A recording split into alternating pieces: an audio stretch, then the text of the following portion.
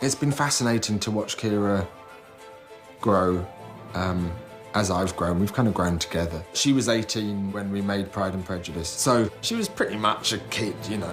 How can I ever make amends for such behaviour?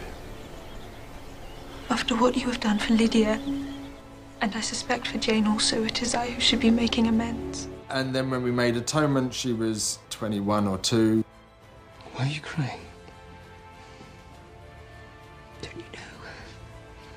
Yes, I know exactly.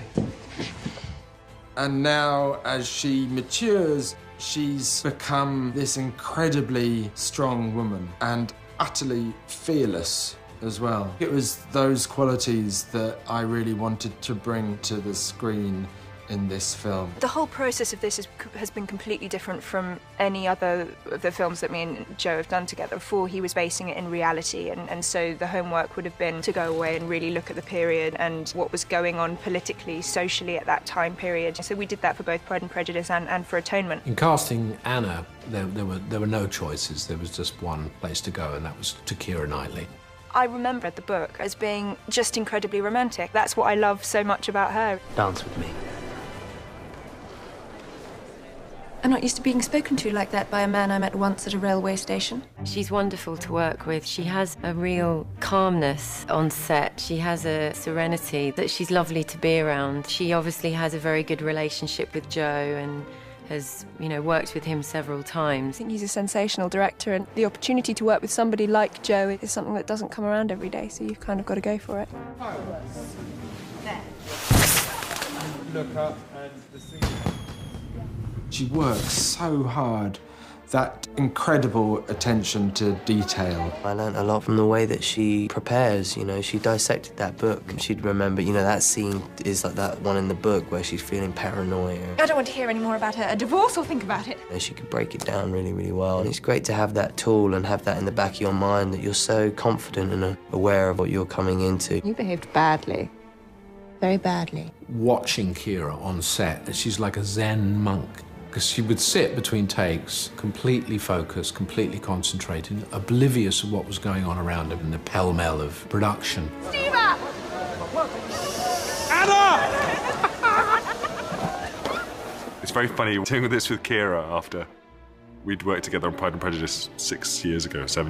Did you expect me to rejoice in the inferiority of your circumstances? And those are the words of a gentleman. It's fantastic fun having polar opposites, the mad brother and sister.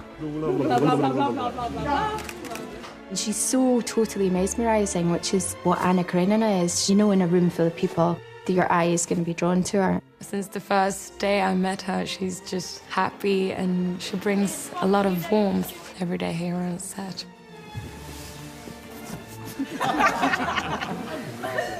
She's obviously explored so much of the character herself, and you can see that she's really embodying the character. I have to tell you. Yes. I have to tell you, you behaved improperly today. She knows this book inside out. She knows the character inside out. So we're just trying to find and help her make Anna look the way she envisaged her. I think she's best in Joe's movies, is they know each other very well. Keira in real life is one of the most likeable people you've ever met. She's incredibly sweet.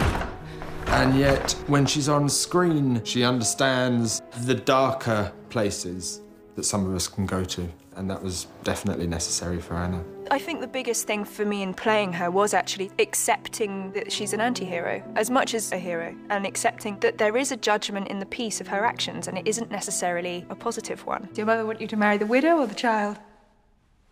Either one. Well, don't joke about it. I think ultimately everybody understands her, and even in her madness, you understand how she's got there, and you love her for it, and you care about her for it, but that doesn't mean that the behaviour is always nice or innocent, because it isn't. Do you think my husband will make you a present of me? Leave him. Leave him and be your mistress? Yes. She understands mental complexity as well. For me, she's unquestionably one of the greatest actresses that we've produced. I would die for him. I won't live like this for him. It's kind of marvellous to see how she has developed as an actor and as a person, from the 18-year-old in Pride and Prejudice to the 26-year-old woman we're now working with. You're afraid. Well, I'm not. My view of Anna Karenina has changed quite a lot, and And a lot of the times I didn't like her. And then again, I've completely understood her and loved her at the same time. And I think that's the beauty of the character, you know, is that you can hate what she does. She's duplicitous, she's deceptive, and yet she's also kind and loving and honest at exactly the same time. It's been fascinating trying to kind of capture all that.